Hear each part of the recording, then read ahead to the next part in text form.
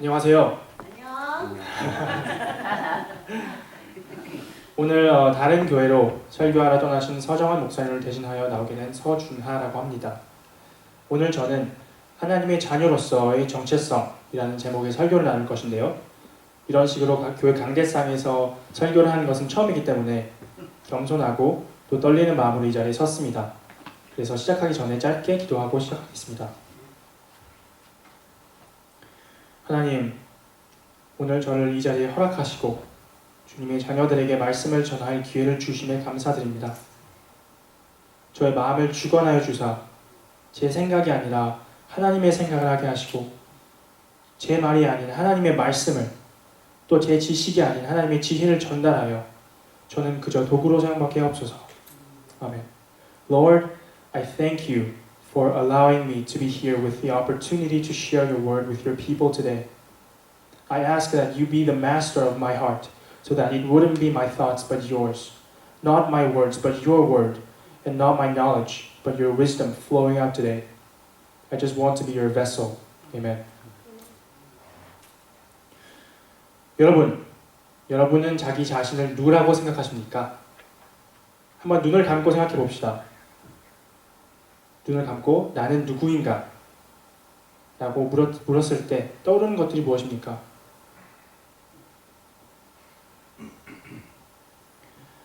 이제 뜨셔도 되고요. 우리 다 여러 다른 것들이 생각날 수 있습니다. 누구에게는 떠오르는 것이 학생이 될 수도 있고, 누구에게는 회사 직원이 될 수도 있고요. 누구에게는 누군가의 자식, 부모, 할머니, 할아버지가 될 수도 있습니다. 한 사람 안에서도 여러 가지 정체성이 있을 수 있죠.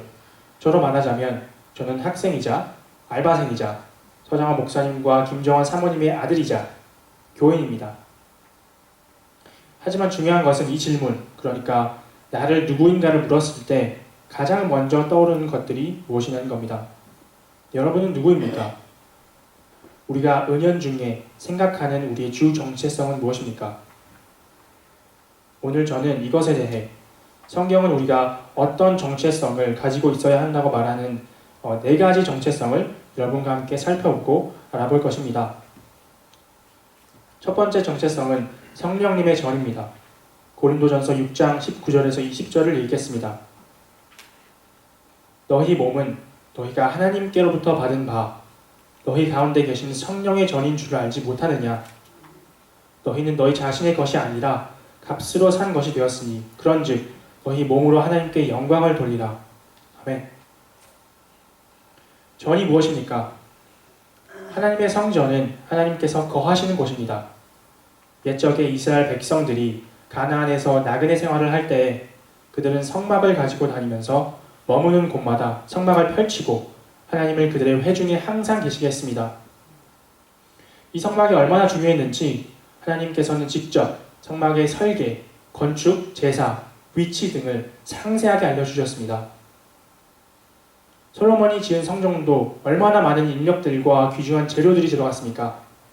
왕부터 시작해서 지파장들과 가문의 지도자들과 백성들이 한마음으로 금과 은과 놋과 철과 귀중한 보석들을 헌납하고 또 레바논의 왕 히람과의 교류를 통해 최고급 백향목을 공수하고 또 성전을 완공한 다음엔 일천번제로 하나님께 영광을 돌리지 않았습니까?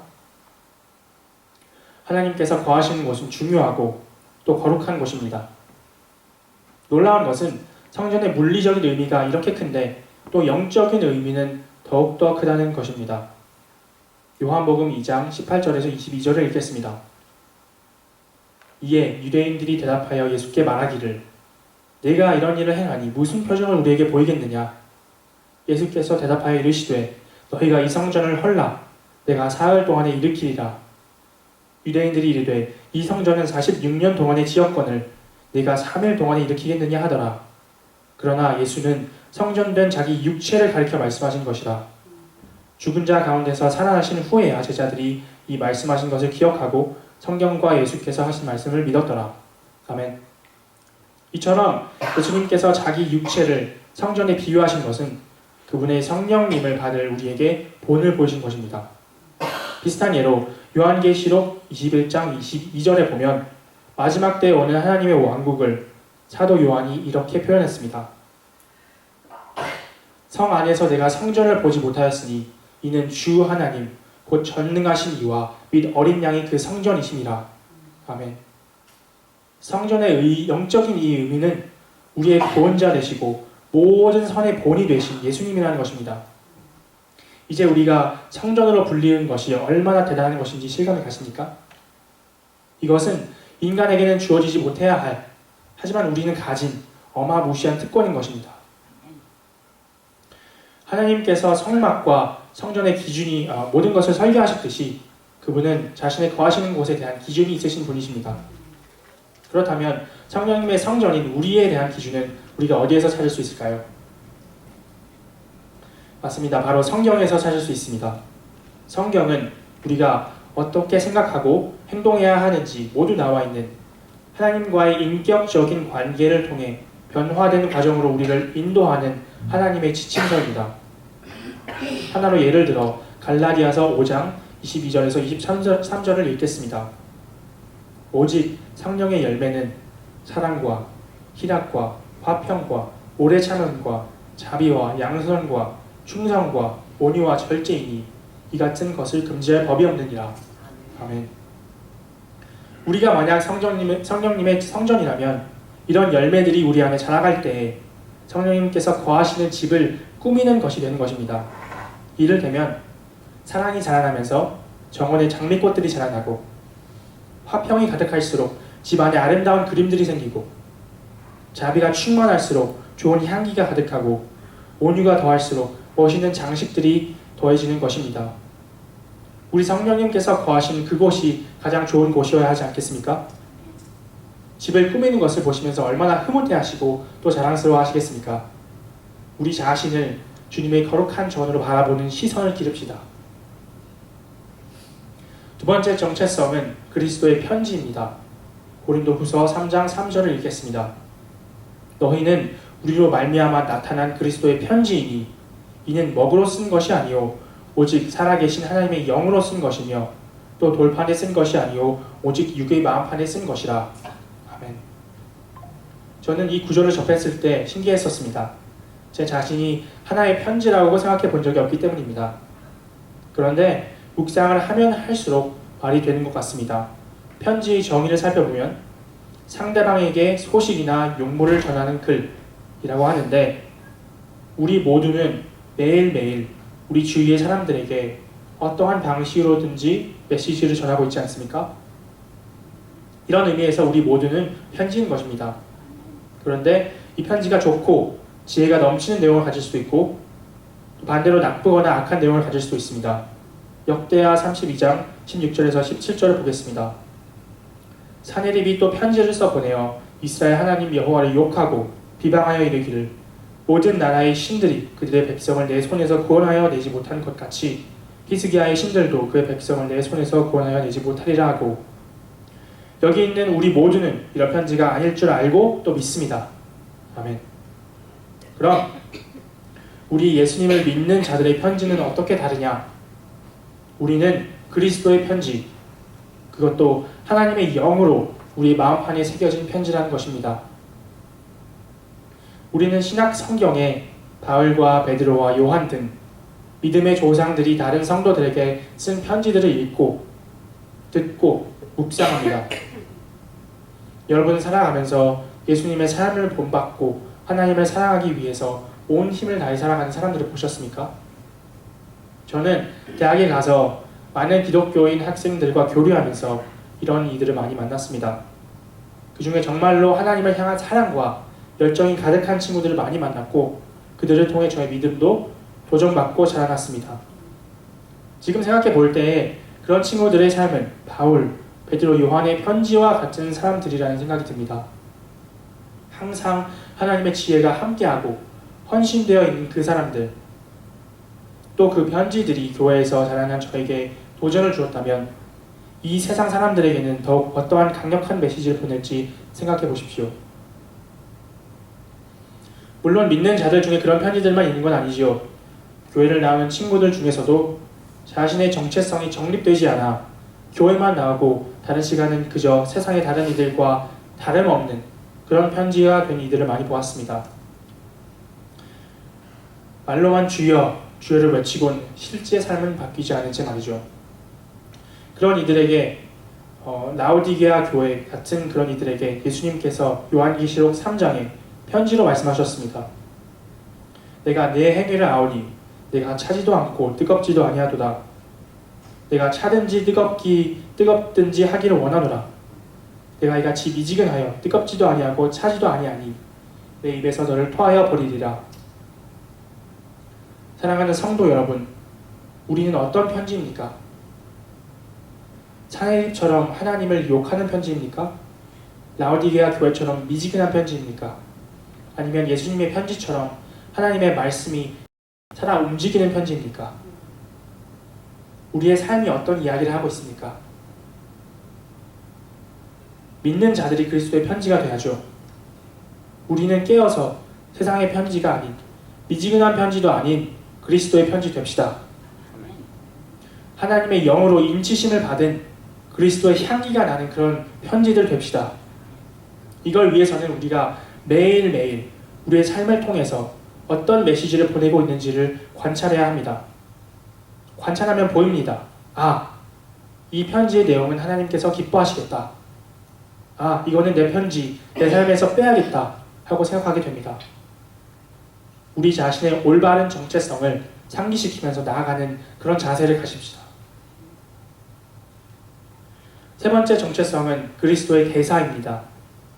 고린도후서 5장 20절을 읽겠습니다. 그러므로 우리가 그리스도를 대신하여 사신이 되어 하나님이 우리를 통하여 너희를 권면하시는 것 같이 그리스도를 대신하여 간청하오니 너희는 하나님과 화목하라. 아멘. 사신 또는 대사는 무엇을 의미합니까? 외교관처럼 한 나라를 대표하여 다른 나라에 가는 사람을 말하죠. 그렇다면 그리스도의 대사라는 것은 어떤 뜻일까요? 제가 이 정체성을 참 좋아하는데요. 그 이유는 우리가 속한 그 왕국의 존재를 내포하고 있기 때문입니다.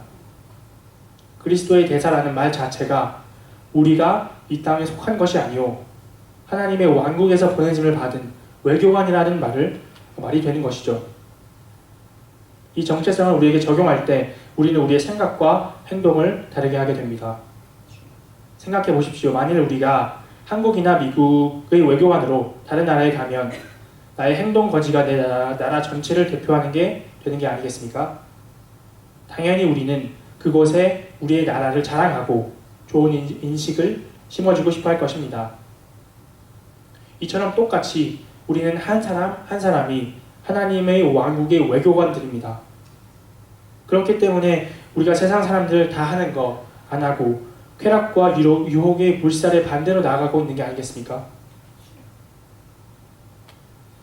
여러분은 그리스도의 대사로 살고 계십니까?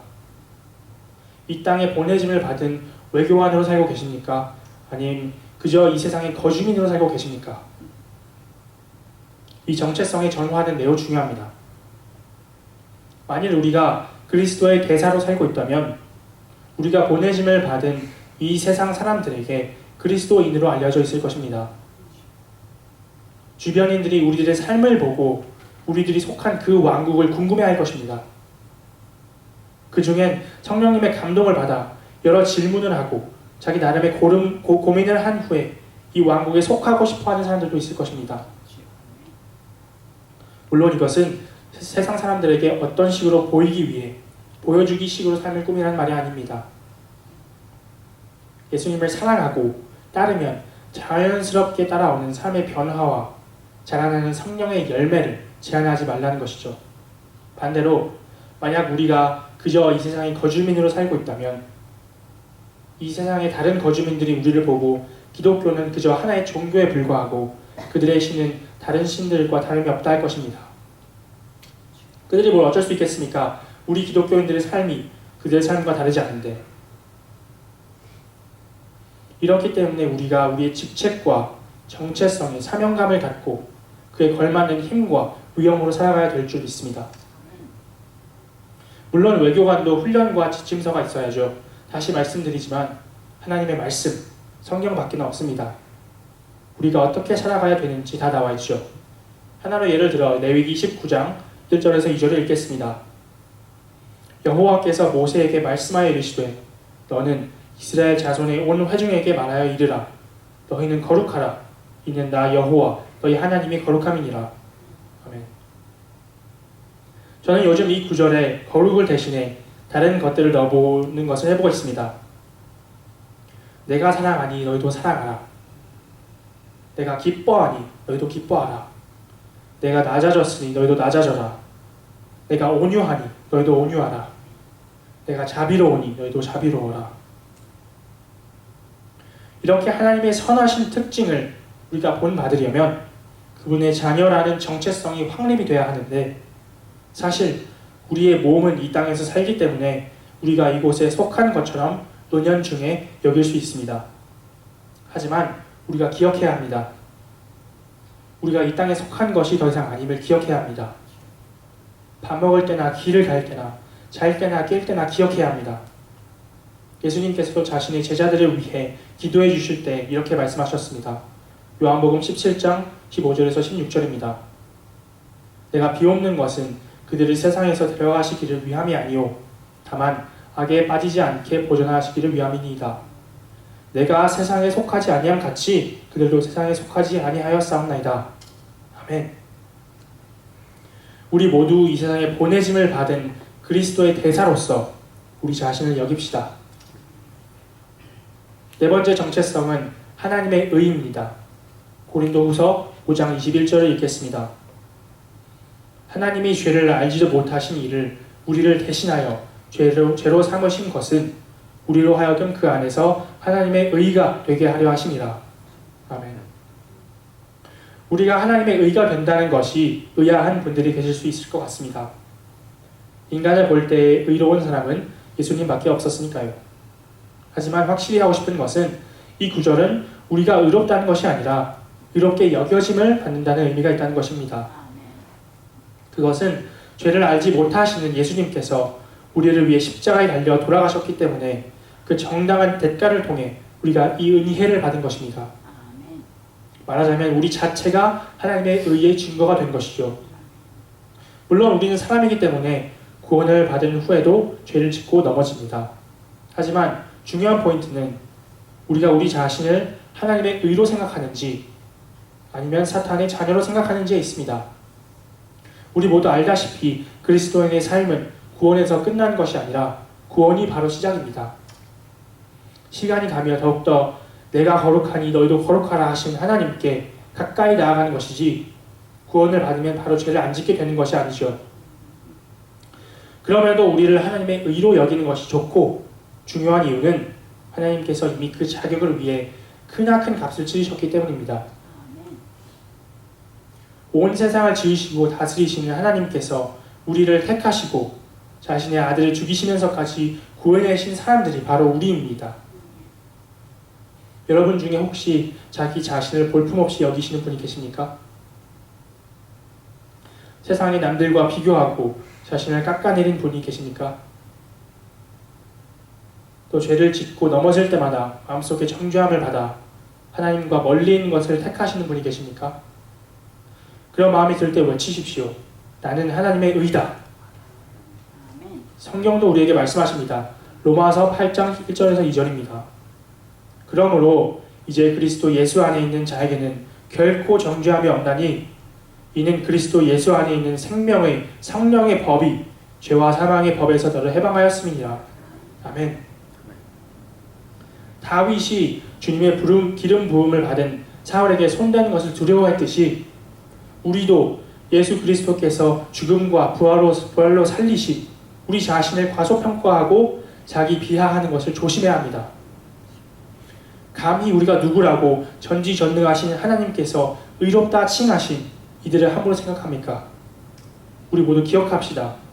우리가 넘어져도 하나님은 우리를 정죄하지 않으십니다. 성령님께서 주시는 찔림과 사탄이 주는 정죄는 엄연히 다른 것임을 우리는 알아야 합니다. 성령님께서는 우리를 회개와 회복의 길로 인도하시고 사탄은 죄를 빌미로 우리를 하나님과 멀어지게 합니다. 시간이 그 죄의 고통을 더디게 놔두지 마십시오. 그것은 굳은 살이 되어 주님과의 소통을 방해하는 딱딱한 막이 될 것입니다. 언제나 은혜와 사랑이 넘쳐나시는 하나님의 기다림에 지체 말고 응답하는 우리가 되면 좋겠습니다. 우리 자신을 의로 여길 때 우리는 우리의 삶이 더 의롭게 되는 것을 느낄 것입니다. 왜냐하면 우리를 의로 여길 때에야 비로소 보이는 더러운 것들이 많이 있기 때문입니다. 이 더러운 것들을 보고 내 삶 속에서 없애는 일은 고통스럽고 힘든 과정입니다. 하지만 그 과정 끝에는 하나님께서 친히 두 팔을 벌리시고 우리를 기다리실 줄 압니다. 야고보서 1장 12절입니다. 시험을 참는 자는 복이 있나니 이는 시련을 견디어낸 자가 주께서 자기를 사랑하시는 자들에게 약속하신 생명의 면류관을 얻을 것이기 때문이라. 아멘. 하나님의 의이신 성도 여러분, 이 생명의 면류관을 사모하십니까? 사모하십니까? 아멘. 아멘. 그렇다면 우리의 정체성을 확실히 하면서 그렇게 시작합시다. 천국에는 우리를 위한 저택들이 준비되어 있고 잔치가 있으며 하나님 우리 아버지께서 두 팔 벌리며 우리의 이 땅의 삶을 응원하고 계십니다. 우리 모두 이 세상의 쓸데없는 왕관들을 벗어버리고 생명의 면류관을 위해 열심히 달려갑시다.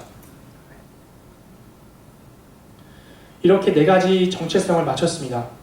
우리는 성령님의 전이자 그리스도의 편지이자 대사이고 또 하나님의 의입니다. 생각해보면 이 모든 정체성에는 우리가 누구의 것이라는 것이 확실히 나온 것 같습니다.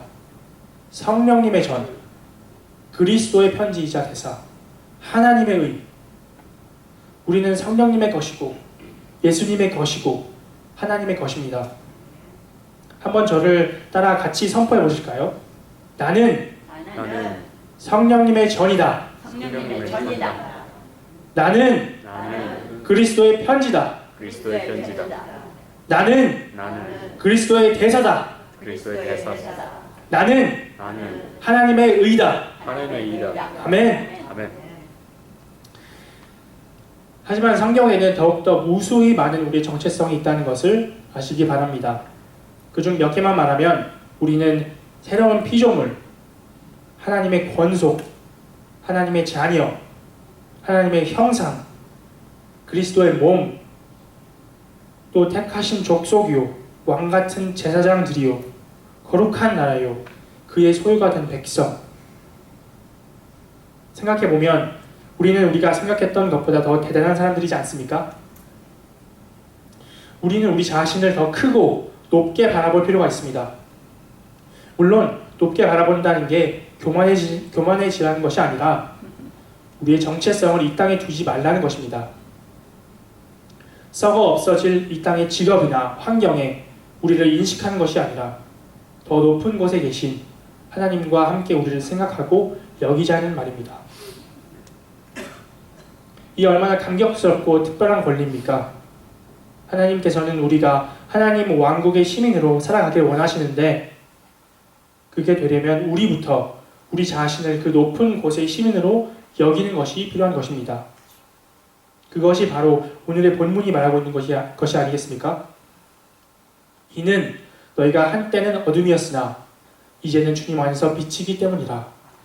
빛의 자녀들로서 행하라. 아멘. 우리의 정체성이 확립이 될 때 비로소 우리는 몇 가지 장점을 보게 될 것입니다. 첫째는 우리가 하나님에 대해 더욱더 알고 쉽게 만든다는 것입니다. 우리가 하나님의 것이라는 확신이 가득한 삶에 그분의 자녀가 되는 것의 의미를 궁금해하고 찾게 될 것입니다. 둘째로는 우리의 생각과 자세가 바뀐다는 것입니다. 우리가 누구인지 정해진 그때부터는 그 정체성에 따라 우리의 행동 거지가 바뀔 것입니다. 세 번째로는 주님께 우리를 내어드릴 수 있다는 것입니다. 우리가 하나님의 자녀인 생각이 딱 바뀌면 하나님께서 우리 삶에 원하시는 일, 명령하시는 일들에 더욱더 겸손과 순종의 마음으로 나아가는 우리를 발견할 것입니다. 사실 우리의 참된 정체성을 인식하는 것은 예수님께서 우리에게 주신 가장 큰 계명들과도 밀접한 관계가 있습니다. 마태복음 22장에 예수께서 이르시되 내 마음을 다하고 목숨을 다하고 뜻을 다하여 주 너희 하나님을 사랑하라 하셨으니 이것이 크고 첫째 되는 계명이요 둘째도 그와 같으니 내 이웃을 내 자신과 같이 사랑하라 하셨으니 아멘. 우리가 우리 자신의 정체성을 예수님 안에서 확고히 해나가는 것은 첫째 계명인 하나님을 사랑하지 않고는 있을 수 없는 일이고 똑같이 두 번째 계명에서 내 이웃을 내 자신과 같이 사랑하라고 하셨는데 나 자신부터 나를 하나님의 자녀로 인식하지 못하면 어떻게 내 이웃도 하나님의 자녀로 사랑할 수 있겠습니까?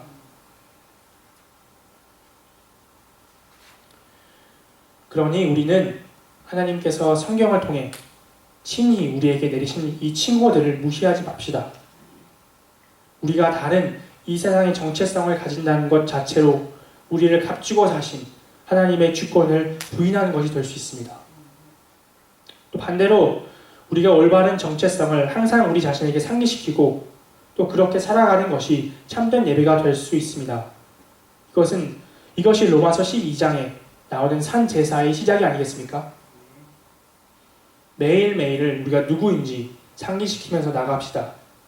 우리는 성령님께서 거하시는 전이요 그리스도의 편지이자 대사요 하나님의 의요 또 빛의 자녀들이기 때문입니다. 우리 모두 이것을 기억하면서 살아가면 좋겠습니다. 네. 기도하시겠습니다. Let's pray.